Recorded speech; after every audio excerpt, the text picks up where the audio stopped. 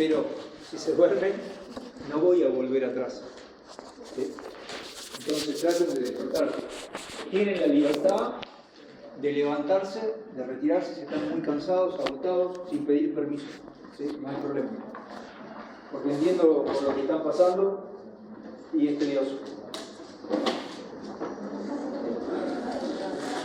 Los límites espaciales para nosotros son muy importantes para nosotros los arquitectos.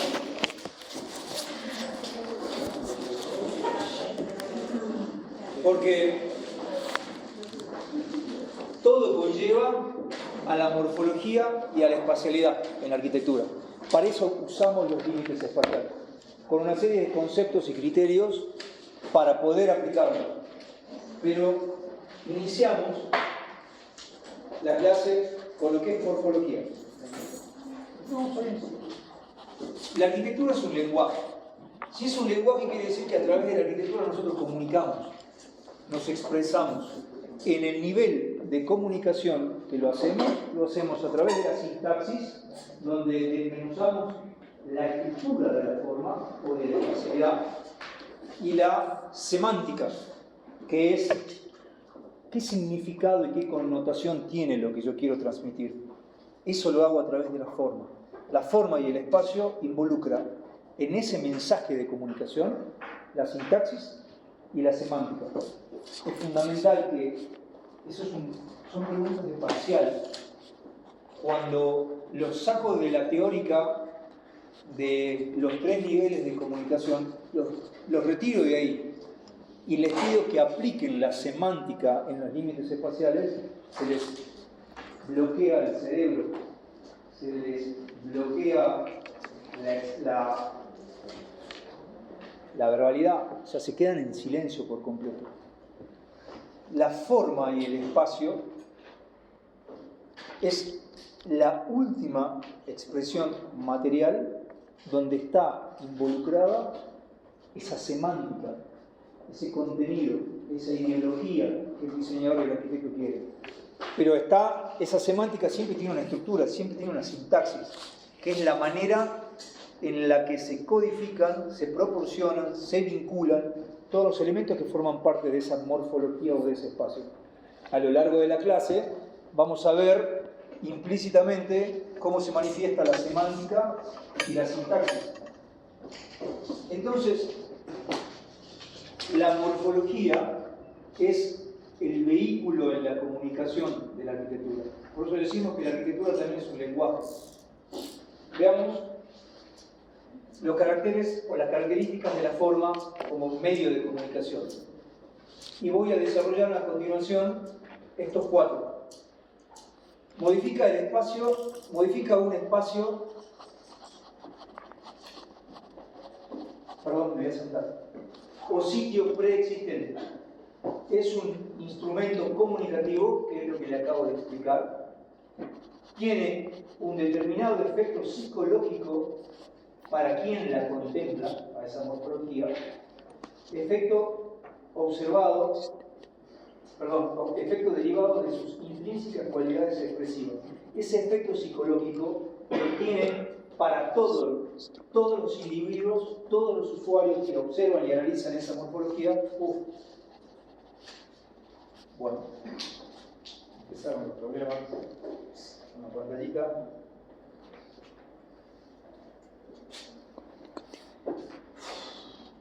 Y es el resultado de la sumatoria del envolvente y del espacio.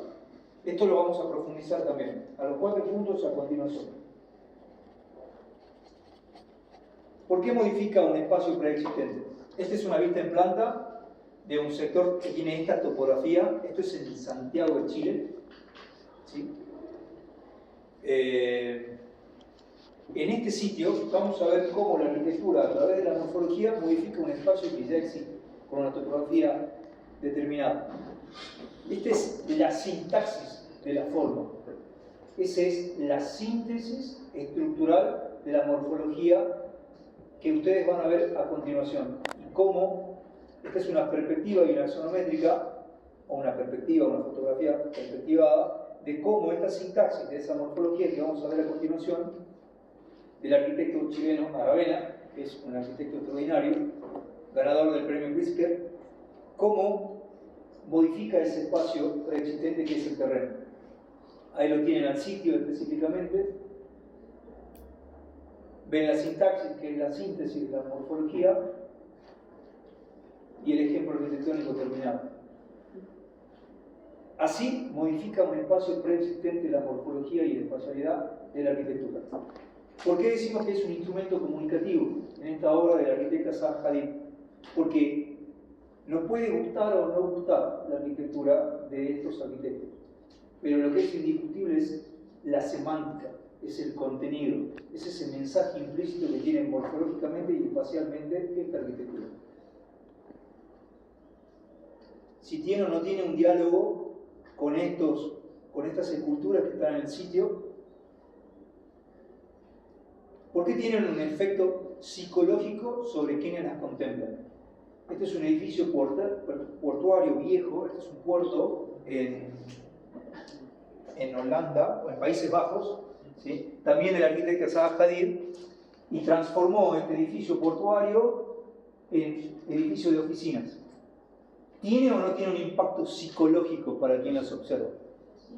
Hay un montón de contenido acá, y si pudiésemos estar ahí mirándola, seguramente que la percepción sería completamente distinta que verla en foto, ¿no? Pero sería sumamente interesante. Veamos más. La semántica, cómo la arquitecta se inspiró junto con todos los diseñadores que trabajaron con ella en las carcasas de los barcos para diseñar esto que parece ser un barco suspendido sobre el edificio viejo. Entonces ahí ven un poco de semántica en ese mensaje implícito que tiene la forma, en esta fotografía extraordinaria, captada a propósito, obviamente.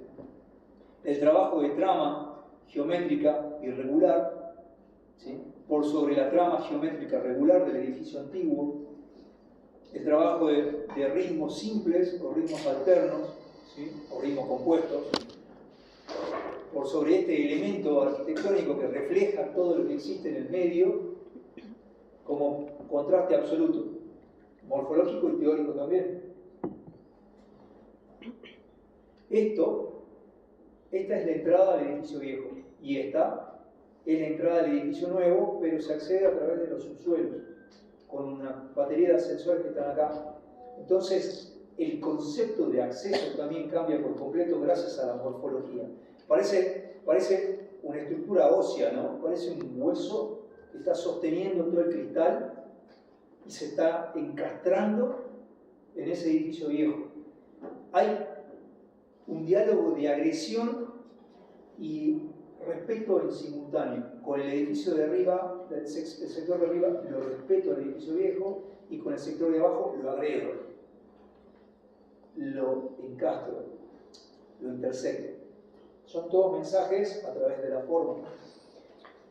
Vamos al otro punto de la sumatoria. La forma es el resultado de la sumatoria entre la envolvente y el espacio. Y el espacio más la envolvente determina el límite. ¿Por qué decimos que la forma es el resultado entre la envolvente y el espacio? ¿Y por qué la sumatoria de ellos determina el límite? La pregunta que les hago todos los años a todos los estudiantes de arquitectura y futuros arquitectos: ¿alguien puede definir el espacio?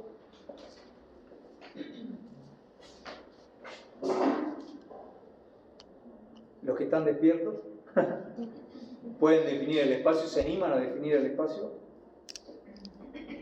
¿Lo pueden tocar al espacio? No. ¿Lo pueden ver? Sí. Pero lo ven siempre y cuando exista ¿qué? Un límite. ¿Lo pueden oler al espacio? No. Entonces no se puede definir el espacio, se puede caracterizar al espacio. El espacio es infinito, es inconmensurable e inmaterial. Son los caracteres del espacio. Veamos esta imagen de este espacio interior y veamos cómo el espacio se manifiesta cuando al mismo tiempo se manifiesta el límite, que es el envolvente. ¿A qué era igual la forma? ¿A la sumatoria de qué? del espacio más envolvente. Ese espacio infinito e inmaterial, cuando lo encierro, tengo como resultado, cuando lo encierro de alguna manera, de una manera material, pero con alguna configuración determinada, tengo como resultado una morfología. Desde este espacio interior podemos ver que el espacio se manifiesta al mismo tiempo que aparece el límite. Sí y solo sí, al mismo tiempo que aparece el límite. Si no, se vuelve inconmensurable, se vuelve infinito. Los límites pueden ser geográficos, naturales, o pueden ser arquitectónicos, voluntarios. El límite contiene, diferencia y configura. ¿Qué quiere decir? Este límite contiene el espacio porque sin el límite la morfología no puede aparecer.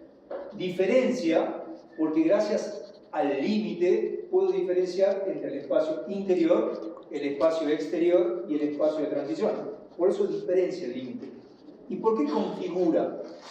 La configuración del espacio aparece gracias al límite espacial, porque la configuración de este espacio que ustedes ven acá, cómo está trabajado el límite, es distinta a la configuración del espacio en donde ustedes están viviendo ahora, vivenciando este momento.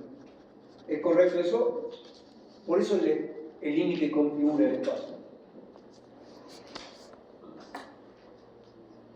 Vamos a ver ahora cuáles son los límites que nos van a ocupar en este trabajo práctico con carácter de examen parcial.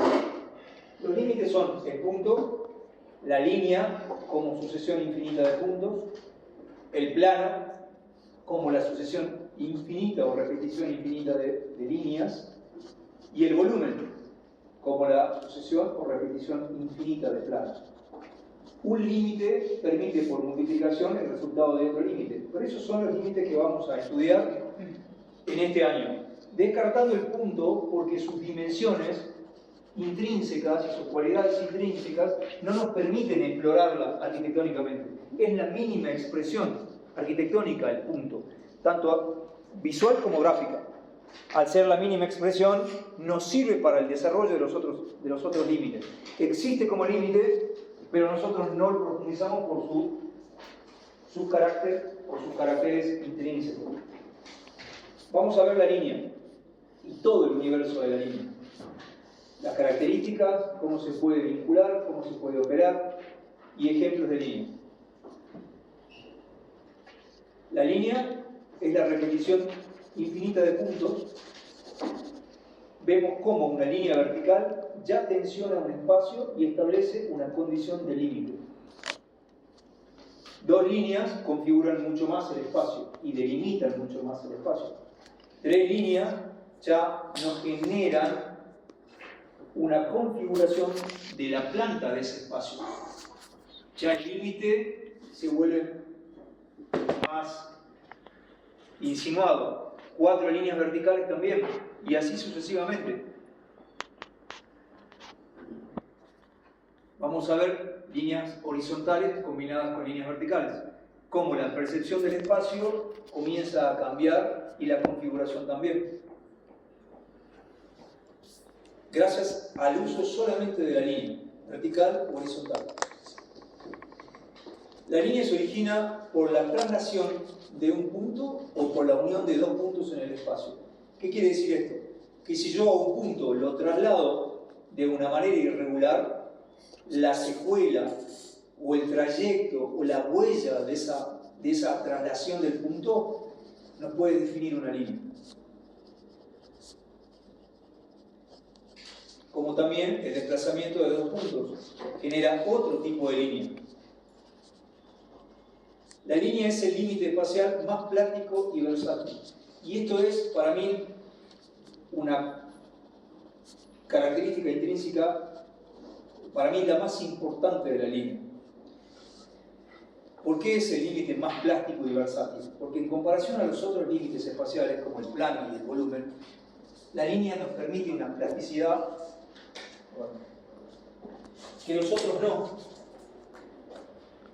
Vemos el ejemplo de la plasticidad que nos permite una línea y la multiplicación de líneas como un límite espacial. como huella de un punto en movimiento, lo que explicaba recién, origina el dibujo como expresión espacial bidimensional. Quiere decir que gracias a la línea, nosotros podemos expresar gráficamente nuestras ideas. La comunicación gráfica se inicia o aparece gracias a la expresión de la línea.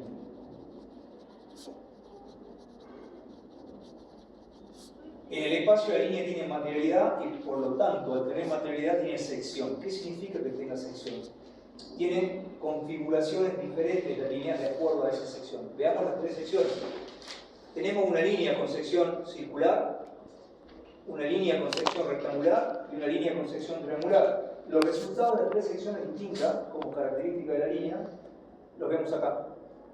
Vean líneas con sección rectangular, ¿sí? Sección cuadrada, sección rectangular horizontal. Son todos distintos tipos de secciones de la línea. Líneas con secciones triangulares, líneas con secciones circulares. O sea que, como tiene materialidad, también posee esa característica de sección. Las propiedades intrínsecas de la línea son la dirección, pueden tener horizontal, vertical, oblicua a izquierda, oblicua a derecha, sinusoidal o una línea fibrada o plegada. Todos son caracteres y propiedades intrínsecas de la línea. Tiene espesor o valor. ¿Qué quiere decir esto? En esa trayectoria o en esa traslación de un punto en una superficie determinada, con una longitud determinada, puedo tener un espesor, cambiar el espesor, volver a cambiar el espesor. Por eso es que la línea tiene esa característica de plasticidad que los otros límites no tienen. Vamos a ver propiedades extrínsecas de la línea, o sea, ajenas a sus condiciones naturales. Unir dos sectores determinados o dos puntos determinados, dividir dos espacios o dos límites distintos, configurar, delimitar y contornear. Veamos lo más importante, que es delimitar y contornear. Los ejemplos de cómo delimita con distintas configuraciones y la percepción espacial bidimensional o tridimensional que yo obtengo gracias a esa configuración es distinta.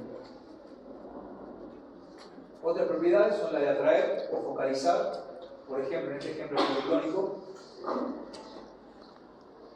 organizar estructuralmente una ciudad, si es que interpretamos a toda esta avenida como una línea.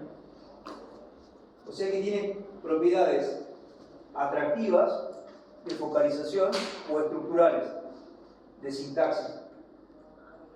Caracteres asociativos o formas de unión. Tenemos dos líneas, una roja y una azul, se las dibujo así para que las puedan distinguir, como una unión simple, con toque, un entrelazado, un salto o una proximidad, donde las líneas no se tocan, un toque tangencial de líneas curvas con líneas rectas, una línea plegada, donde la unión es en la sección de la línea, es en el espesor de la línea. Una unión en T, donde una de las caras de la línea toca a otra cara de la línea, y no por sección. Unión entrecruzada, donde una cara en un sector toca en otro sector de la línea, pero alejada de uno de los extremos. Infinitos toques o uniones de líneas entre sí en distintos sectores de una misma línea. Una línea con un grosor o una dimensión unida a dos o más con dimensiones distintas o secciones distintas. Una línea o ambas líneas entrelazadas, sinusoidales, con una trayectoria libre, y una proximidad entre líneas con una secuencia u organización rítmica. Miren la cantidad de uniones que tiene, la cantidad de uniones posibles que tiene la línea. Una línea como límite espacial.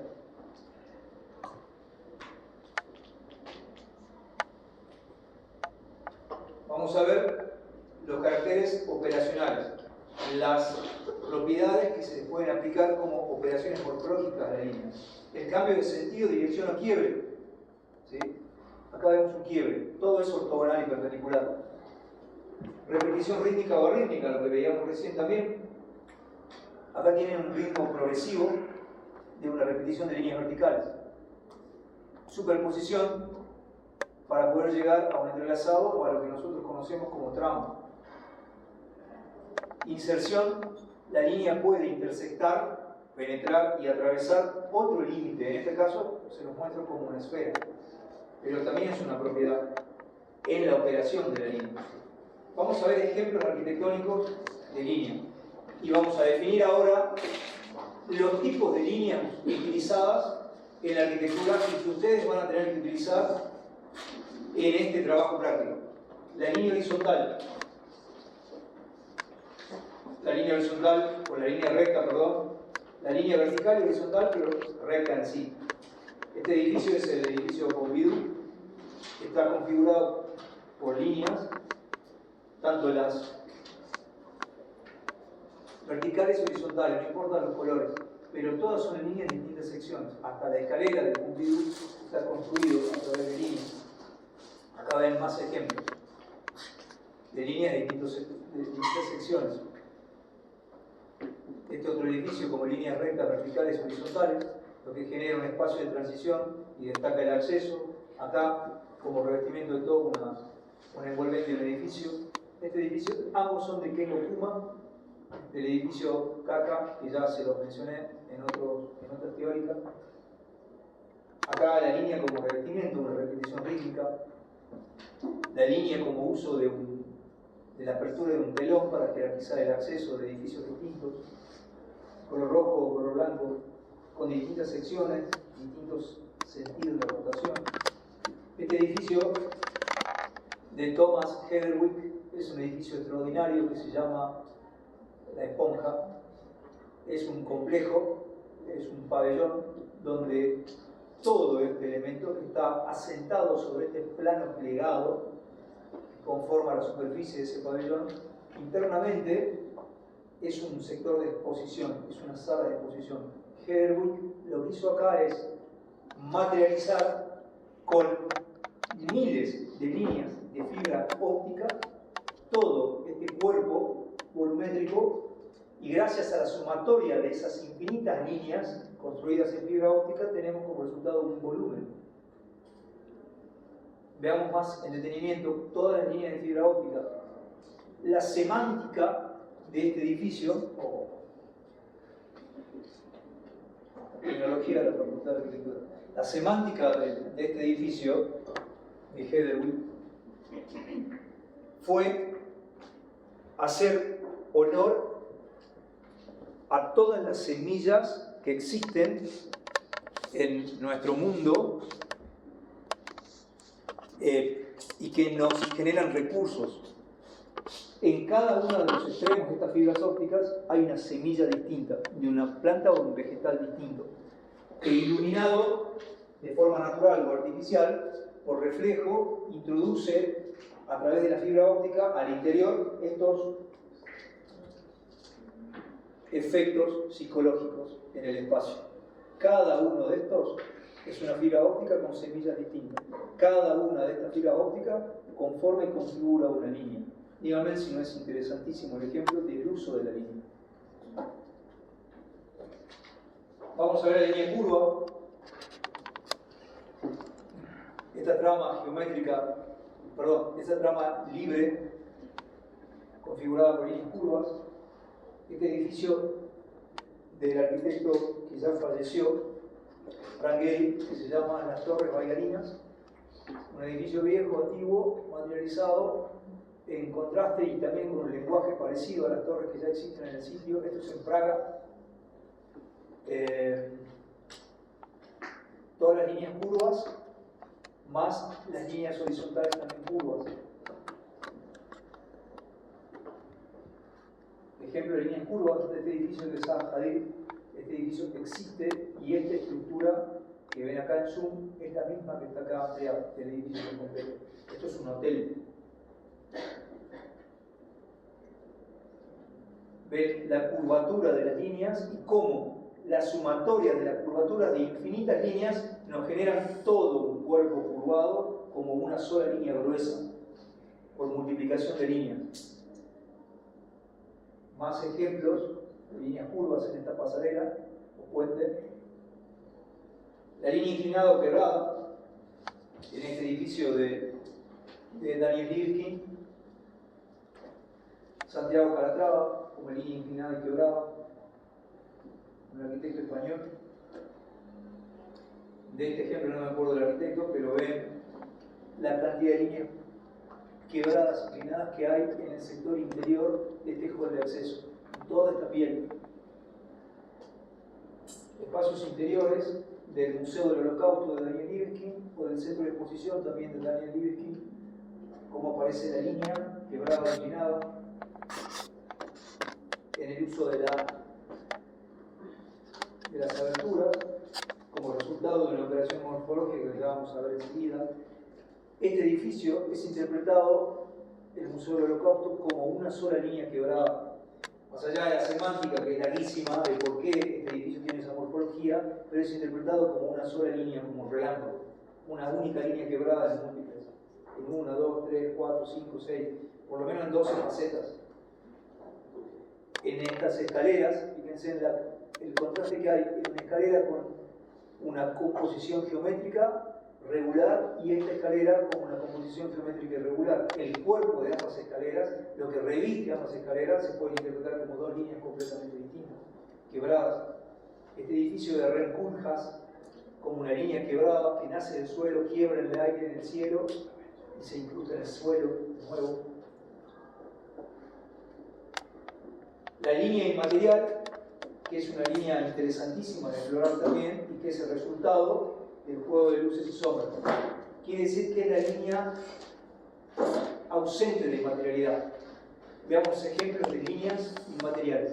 Acá tienen una línea material, acá tienen otra línea material, acá tienen otra. Es el resultado de la iluminación natural o artificial. Y es muy interesante también de explorarlo. Otra línea material en este sentido. Todas estas, cada una de ellas. Estos son dos hospitales que gracias al efecto de la línea material generan en los pasillos de estos hospitales percepciones y sensaciones completamente distintas a las que estamos acostumbrados a ver en un hospital o en un centro de salud, etc. Esta línea material, en esta fosa. Pasamos al segundo límite espacial, que es el plano. Hasta acá, ¿están todos despiertos? Sí. Todavía falta lo que es el volumen, faltan las operaciones morfológicas y el plato fuerte, el trabajo práctico. Si quieren parar, me avisan. Vamos al plano y exploremos el plano como límite espacial. Ya exploramos la línea con todas sus características. Vamos al plano. Como límite, sabemos que es la multiplicación infinita de líneas. Vamos a ver cómo configura el espacio cuando se apoya en las líneas, cómo va cambiando la percepción espacial con el uso inicialmente de un plano vertical, dos planos verticales, tres planos verticales. Y si después del cuarto plano vertical, ¿qué podría tener con el quinto plano? El volumen, exactamente. Pero las percepciones van cambiando, el espacio se va configurando y es distinto a un plano, al uso de un plano con dos líneas, a la utilización de cuatro.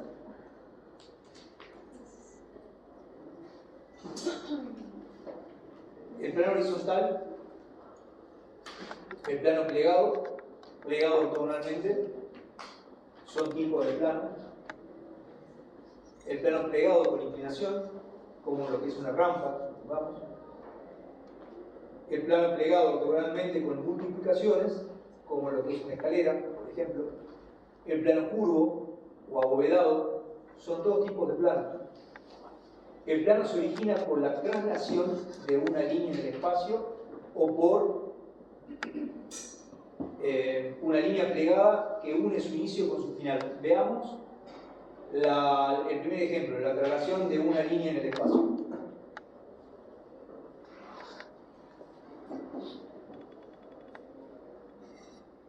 Ahora, el plano como límite espacial está presente prácticamente en todos los espacios arquitectónicos. Está presente en el suelo, en la base, está presente en la cubierta como plano superior, en las envolventes perimetrales como plano vertical, está presente en los planos sustraídos como aberturas, en los planos plegados como escaleras, en los planos inclinados como rampas y techos. Quiere decir que no es el límite más plástico de los tres límites espaciales que nosotros vamos a analizar y estudiar, pero sí está presente en la mayoría de todos los elementos que forman parte del espacio. Vamos a ver los ejemplos. Como plano inferior, miren la cantidad de planos que existe en el suelo. En este sector arquitectónico, que es un espacio exterior, 1, 2, 3, 4, 5. Hay como 6 planos distintos, 6 niveles distintos configurados por planos distintos, planos plegados, planos rectos. Acá, ¿sí? Ven la cantidad de planos, no sé si es mejor con el cursor, ¿sí? En envolventes verticales, más planos envolventes verticales y horizontales, como rampas, como cubiertas curvas, como pasarelas, todo con el uso de planos. 1, 2, 3, 4, 5, como planos hexagonales, que creo que este espacio patio es en México, creo. Como aberturas, por ausencia de materialidad, genera las aberturas de plano. Como escalinatas o escaleras, como un plano ortogonal plegado, como planos curvos, en cubiertas, o planos inclinados en rampas, planos verticales también con distintas secciones y curvaturas, como en el espacio interior, que está utilizado al máximo el plano, en el envolvente, en el escritorio, en la silla, absolutamente todo está construido por una repetición de plano. O en el mobiliario, como el uso de una silla, en este diseño de un plano plegado y quebrado, que genera el respaldo, el lugar donde me siento y el posapiés. El plano como límite espacial configura también el espacio y lo divide. Las cualidades intrínsecas de contorno, dirección, transforman la percepción de superficie y del volumen. Vamos a ver cómo en un espacio determinado va a cambiar la percepción del usuario con el uso de la línea.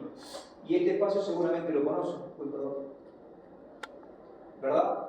Alguna vez en su vida fueron a un salar, o por lo menos lo vieron. Y vamos a ver cómo cambia la percepción de este sujeto el uso del plano, su contorno y su configuración. Siempre dentro del espacio, ¿no? Un plano vertical ya estableció un límite. Y el límite además aparece la sombra. Cuando el plano se combina, o el plano cambia de posición, la percepción espacial cambia. El individuo desaparece, el plano se aproxima, el espacio parece más pequeño, lo que antes parecía infinito, con el uso de un límite cambia completamente. Cuando se le practica una abertura a ese plano o una sustracción, una rotación del plano, son todas percepciones distintas del mismo límite espacial. La más interesante de todas, cuando ese plano aparece suspendido con respecto al suelo. El plano plegado, ven la riqueza morfológica que tiene un plano plegado en el infinito. Siempre he trabajado hasta acá con la misma trama, la misma textura, el mismo color, para que puedan apreciar solamente la belleza que hay en la utilización de un límite espacial. El plano curvo, y ahora vamos a ver los tratamientos de color, textura y el grado de opacidad de ese mismo plano. El grado de opacidad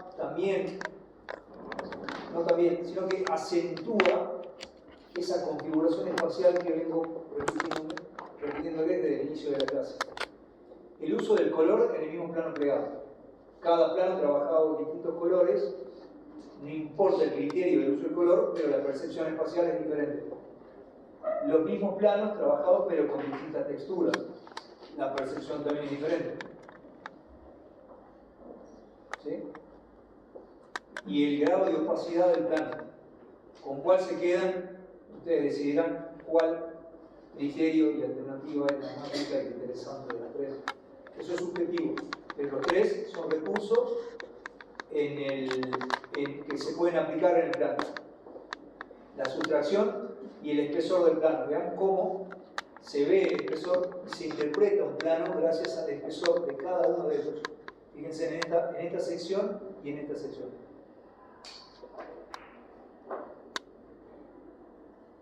la sensación de peso visual y de gravedad es distinta. Con solo cambiar el espesor de un plano. Perdón. Caracteres asociativos del plano. La forma de unión. Un plano que se une con otro plano vertical y se tocan en un vértice. Un plano que se toca con otro plano vertical en una cara y un vértice. Dos planos que se aproximan perpendicularmente pero que no se tocan. Hay una proximidad o una cercanía entre los dos planos. Dos planos que se intersectan perpendicularmente. Dos planos verticales que se intersectan perpendicularmente. Dos planos que se intersectan, pero no por completo, sino con un porcentaje de intersección. Este sector no está intersectado por uno de los dos. Vamos a ver ahora los tipos de planos utilizados en la arquitectura. El plano horizontal y vertical.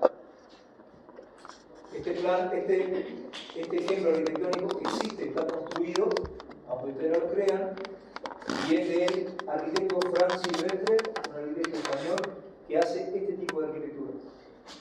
Minimalista y desafiando todos los criterios estructurales de gravedad.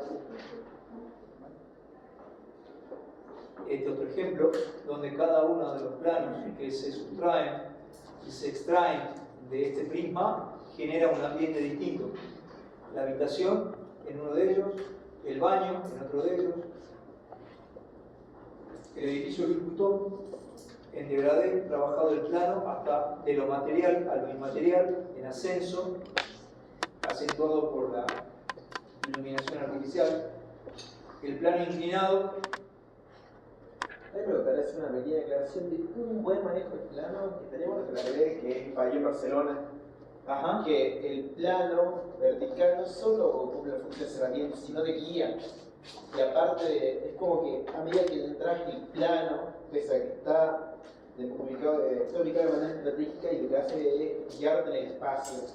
Si lo ven, se van a dar cuenta de que, por ejemplo, hay un plano que guía directamente y hace un énfasis en la estatua. Además de eso, el plano, con el color y textura, tiene una simbología que, si no me equivoco, era representar la pureza de Alemania. ¿Y de quién es el? De mi Anoten lo que quieran estudiar, lo que José les está diciendo. El pabellón de Barcelona es del arquitecto Mies van der Rohe, que lo van a estudiar, un arquitecto viejo, sí, viejo histórico, así como Wright, Le Corbusier, que cambiaron los conceptos de la arquitectura, implementaron a través de la síntesis y el uso de planos. Mies van der Rohe trabajaba todos sus edificios con planos y líneas. Entonces pueden estudiarlos. A mí, si ponen Mies arquitectura, les va a aparecer en todos sus buscadores, no ahora, en otro momento, entre tantas obras del pabellón de Barcelona, para que puedan profundizar lo que José les está recomendando, cómo ese arquitecto exploraba el plano vertical y horizontal. A diferencia de esta arquitectura, esto se llama desconstructivismo, lo de Mies van der Rohe era muchos años atrás. Este es el estudio de Wolf Prix, un arquitecto extraordinario, y este es solamente la parte superior, es la cubierta de una sala de reuniones de un edificio. No importa el edificio, pero es la sala de reuniones, nada más. Díganme si no está explorado el plano inclinado. ¿Sí? O sea que transgrede todo tipo de arquitectura moderna, es otro tipo de lenguaje, nos puede gustar o no gustar, pero es la exploración del plano inclinado en una cubierta. Este es Wolf Prix, se escribe como logo. El estudio de arquitectura es Himmelbiau. Este edificio fue construido en el 2009. Para que vean las tecnologías que se usaba en otra parte del mundo en el 2009. Daniel Libeskind en un parque, como el uso también del plano inclinado. Más de Wolf Prix. El plano plegado. El uso de este plano es muy interesante. Miren ese edificio, es la cubierta, es la terraza de un edificio, cómo desemboca con ese juego de planos plegados que la repetición de planos plegados nos da como resultado esos tubos que generan iluminación artificial, perdón, natural en ese espacio interior. No nos importa el espacio, solamente reconocer los planos plegados.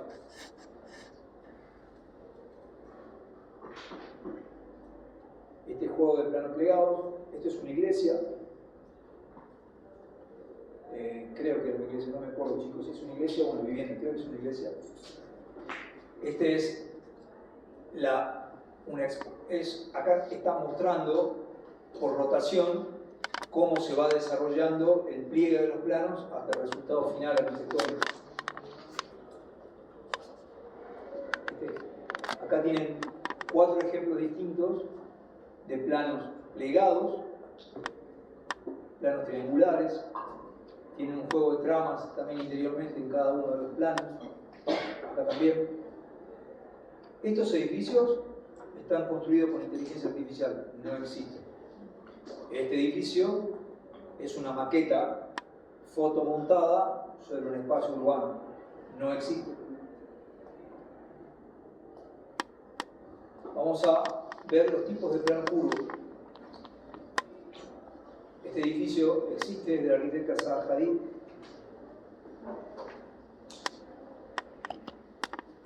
Más de la arquitecta Zaha Hadid, explorando el plano curvo. El edificio Christian Dior, uno de los tantos edificios del estudio MAD Arquitectura, M-A-D,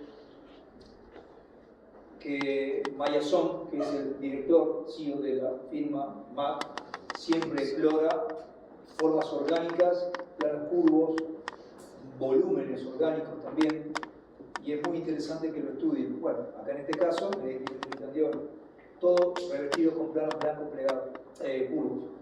Vamos al último límite espacial, que es el volumen. ¿Vamos bien? ¿O quieren parar? ¿Quieren parar?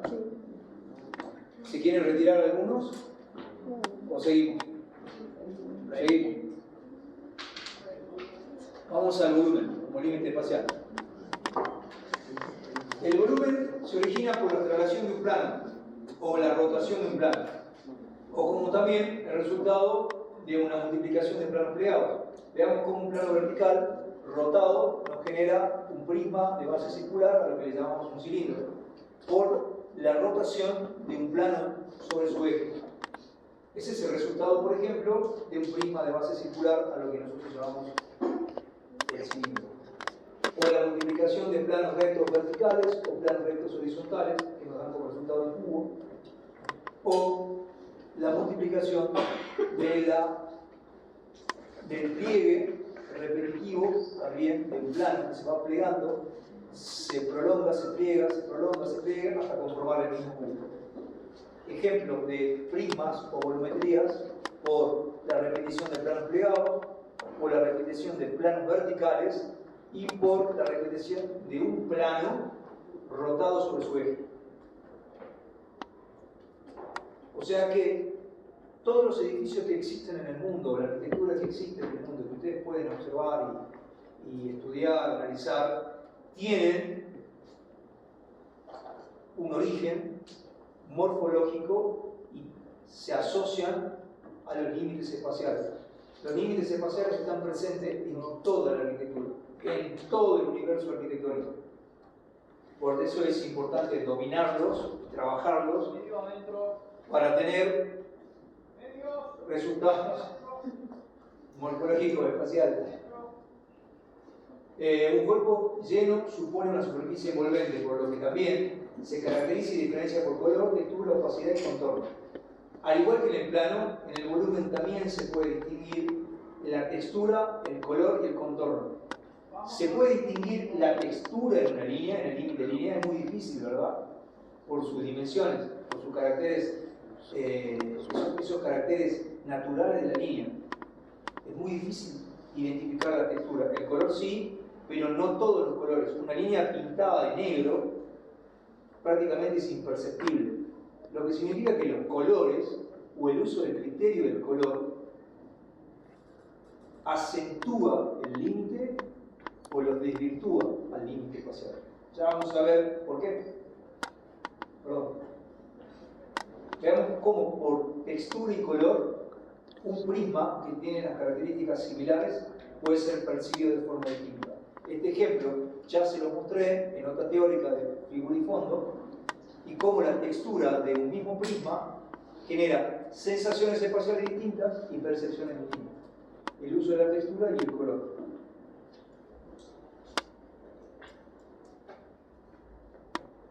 Una textura distinta con operaciones distintas, configuraciones distintas del mismo volumen, otras configuraciones,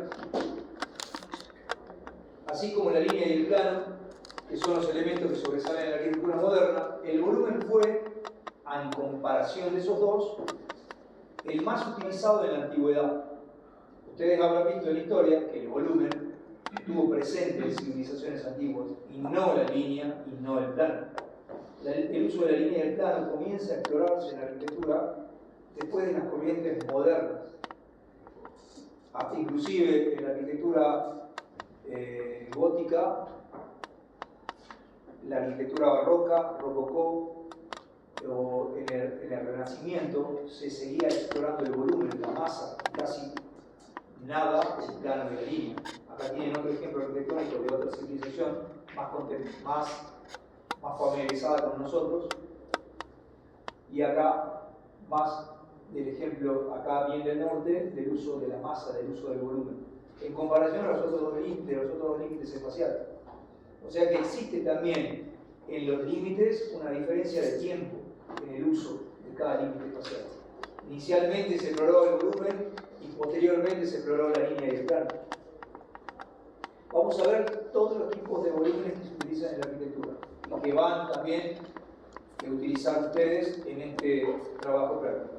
Los volúmenes regulares son todos prismas de base rectangular o prismas de base cuadrada. A eso denominamos volúmenes regulares. Distintos ejemplos de volúmenes regulares. Los volúmenes irregulares, donde las aristas que conforman, o los planos que conforman ese volumen, no están configurados a 90 grados o en ángulos regulares. Vamos a ver ejemplos de volúmenes con características irregulares.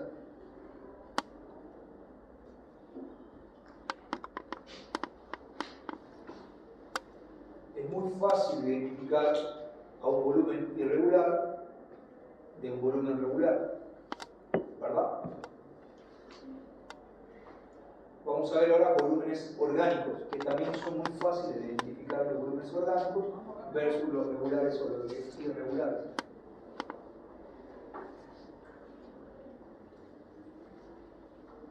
Este es otro ejemplo del arquitecto Gehry, también. Este ejemplo que está acá, que parecen dos rocas, es también un edificio de MAT Arquitectura. Este es una intervención en un edificio antiguo de la biblioteca, en la parte superior de una biblioteca por Renzo Piano. Este es el acceso a la biblioteca y la biblioteca está en la parte superior.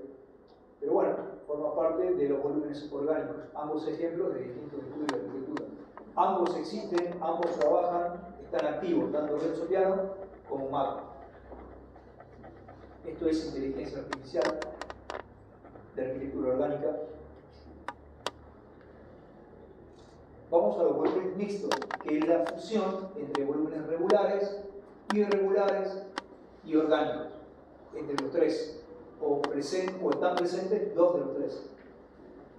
En este museo en Estados Unidos, ven este cuerpo orgánico, con este cuerpo orgánico trabajado con texturas y materiales distintas, y el volumen regular atrás es el museo de Dalí en Estados Unidos.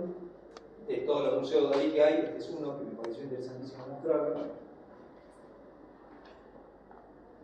Este ejemplo no recuerdo el arquitecto, pero es el revestimiento de una pasarela, de un puente, que también se caracteriza dentro de la volumetría orgánica, es mixta.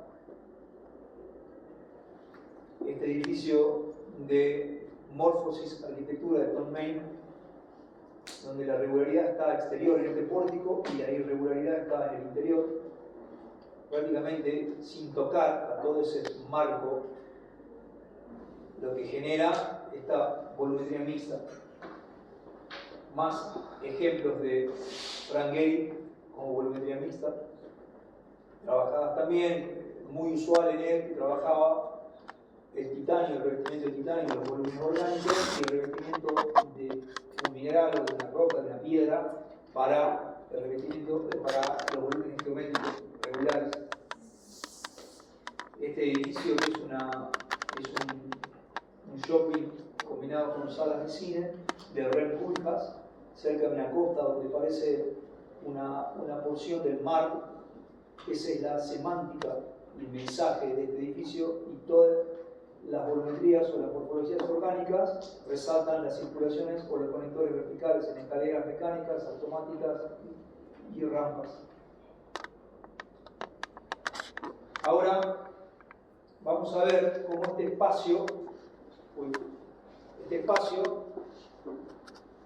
cuyos límites son solamente naturales, va a cambiar su percepción. Esperemos que vuelva, con la intervención del límite espacial. Se lo voy a mostrar rápidamente hasta el resultado final. Cómo límites sencillos van a cambiar la percepción de ese espacio. Un plano horizontal ya genera una configuración del espacio. Dos líneas verticales también.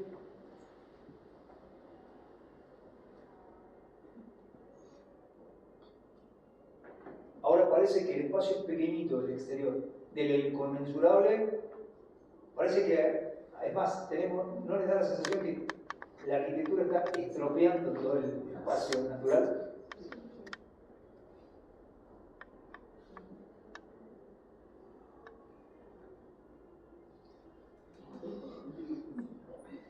Exteriormente no.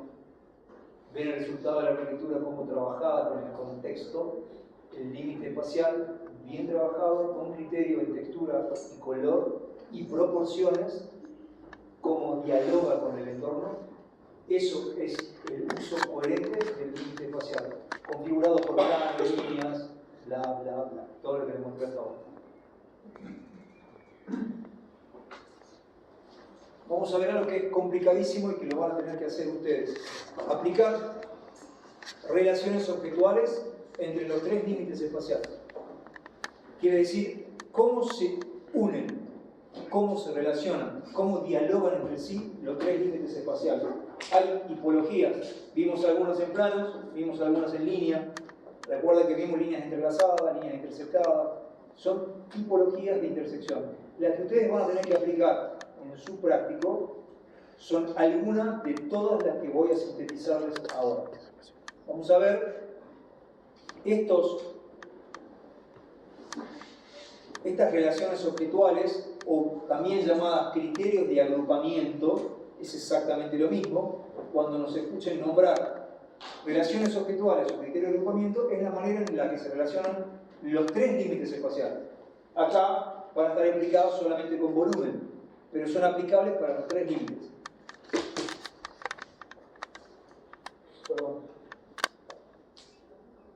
Separación. Proximidad y toque.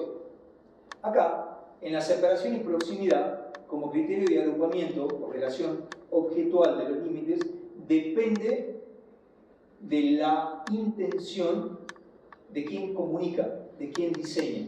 Para lo que para ustedes puede ser definido como separación, para otros puede ser definido como proximidad.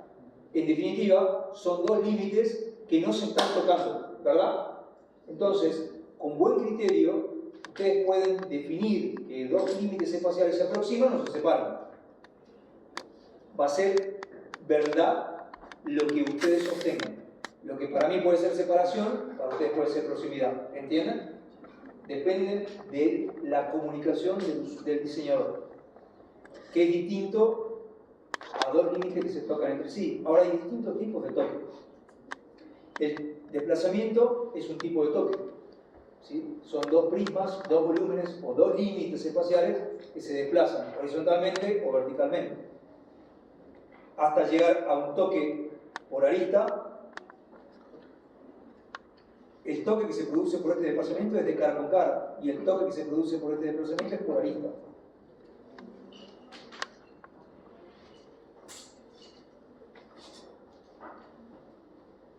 Toque de arista con giro, por lo tanto produce un toque de una arista con una cara. Giro horizontal, desplazamiento vertical. En comparación al horizontal, tenían el desplazamiento horizontal, ahora el desplazamiento vertical. Pueden ser múltiples desplazamientos, ¿sí? Pero en definitiva los desplazamientos siempre generan toques. Acá se presenta lo mismo que anteriormente les decía. Depende de la intención del diseñador. Si a estos tres elementos o límites espaciales están definidos como un toque entre caras o fueron definidos por el desplazamiento. Son distintos criterios de agrupamientos o de distintas relaciones interobjetuales. Ambas válidas, todas válidas, pero dependen del diseñador. ¿Cuál es el objetivo? ¿Qué es lo que persiga? Ya vamos a ver el ejemplo de arquitectura. Por ejemplo, acá, para ustedes, el criterio de agrupamiento de estos tres volúmenes puede ser separación, lo que para mí puede ser proximidad. Habrá que preguntarle al diseñador si quiso separar o aproximar, ¿entienden? Pero son criterios de agrupamiento, no son operaciones morfológicas, que la vamos a ver después. Acá tienen más criterios de proximidad, ¿sí? Entre todos los planos verticales. Acá tienen proximidad y tienen toque. Toque y giro. Acá tienen toque por arista, toque de cara y giro. Acá hay toque y giro. Constantemente giro, giro, giro. Los que están adelante se tocan con los que están atrás y giran. Estos se tocan por aristas. Todos estos volúmenes irregulares se tocan en aristas.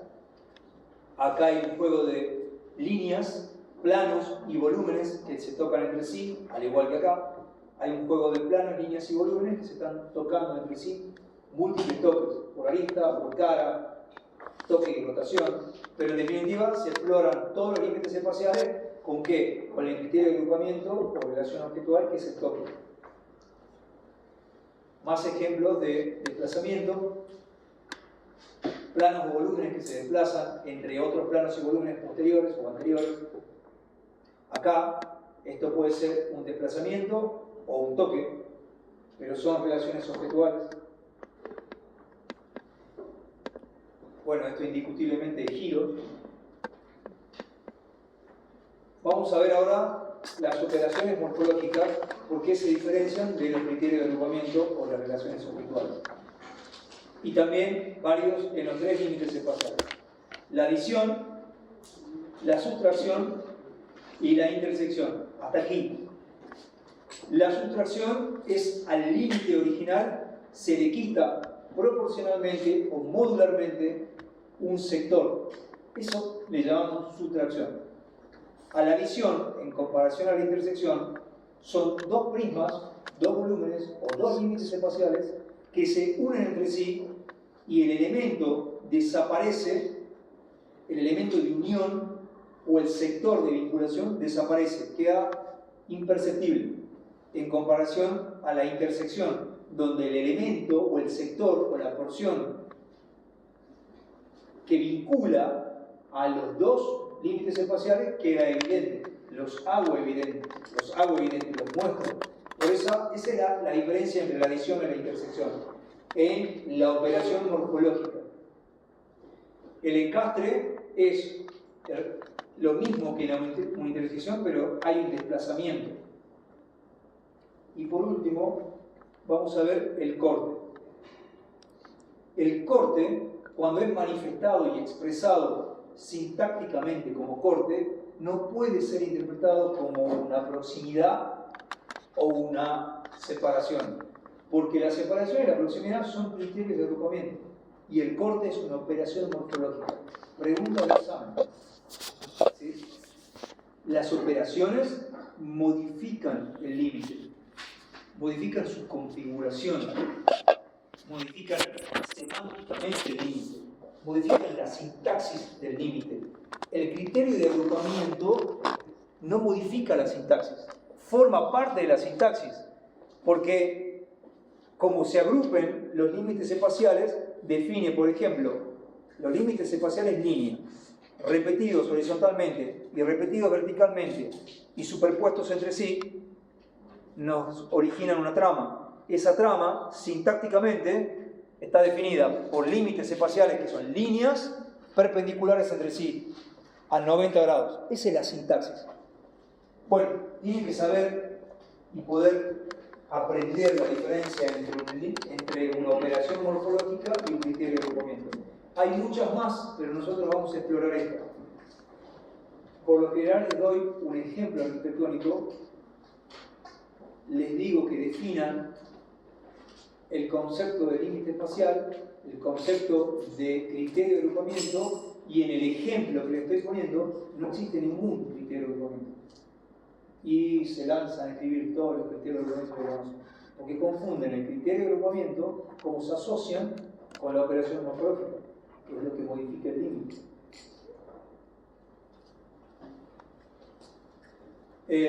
Otras operaciones, es el estiramiento en cualquiera de los límites, estiramiento horizontal o estiramiento vertical, y la torsión. Ejemplos de estiramiento y torsión lo ven acá.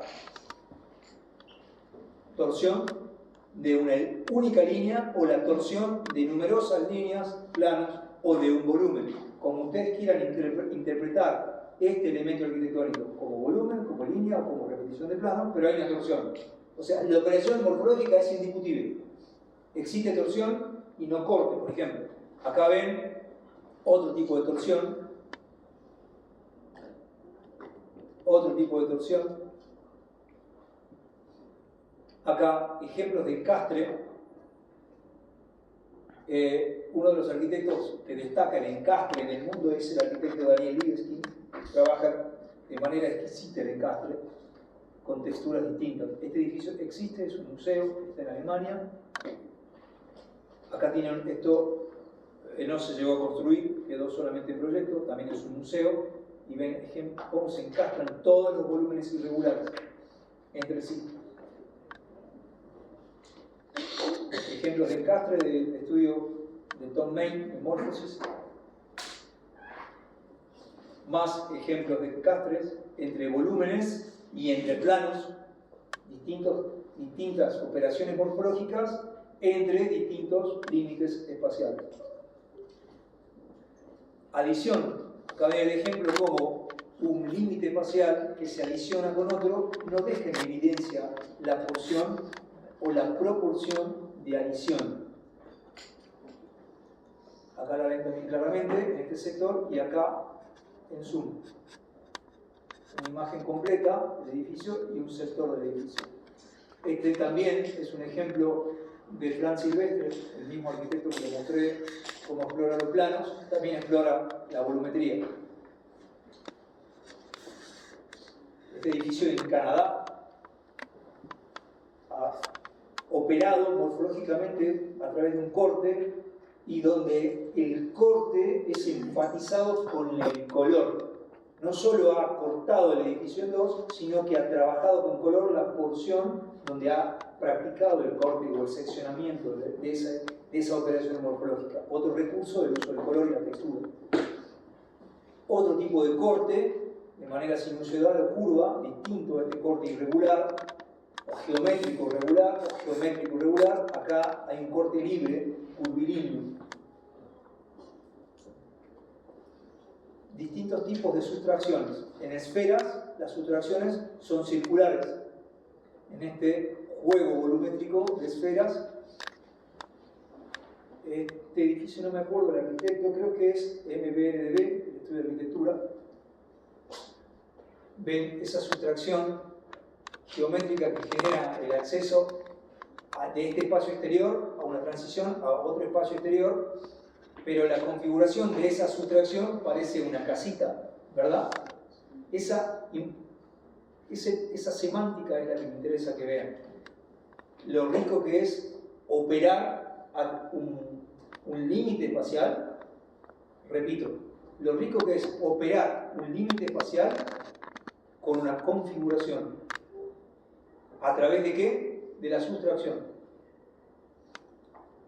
Acá tienen otro ejemplo del arquitecto chileno Aravena, donde a mí me gusta exponerlo como sustracciones, lo que para otros puede ser separaciones o proximidades, a mí me gusta interpretarlo, por lo menos rápidamente lo identifico como un único elemento, un único volumen, por la cantidad, por la textura y el color que tiene en su totalidad, un único volumen al que se le fue sustrayendo porciones.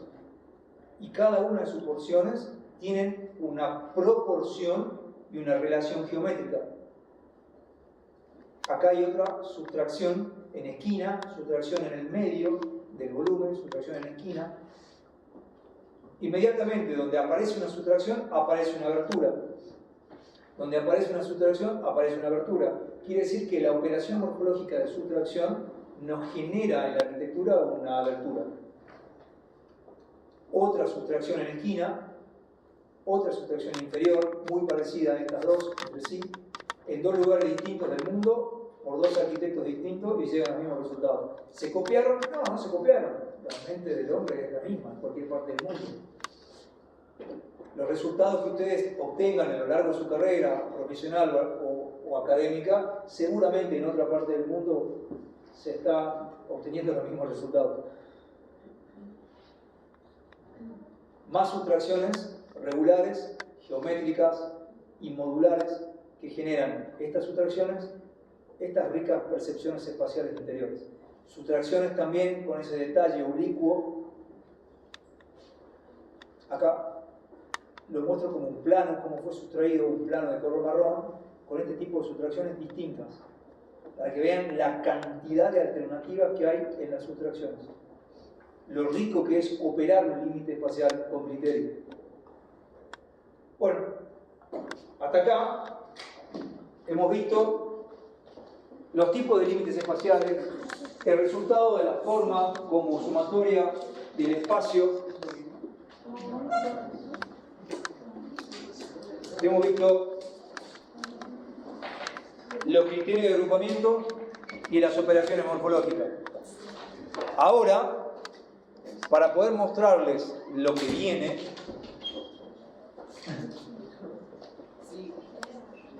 les sugiero que se despierten, hagan unos 15 minutos de receso, acá o afuera, son 12:30. A las 2:45 retomamos con lo que es la temática del práctico, los ejemplos de práctico y el bombardeo de preguntas que tengan. Mucho contenido teórico, ¿no? Bueno, se los advertí.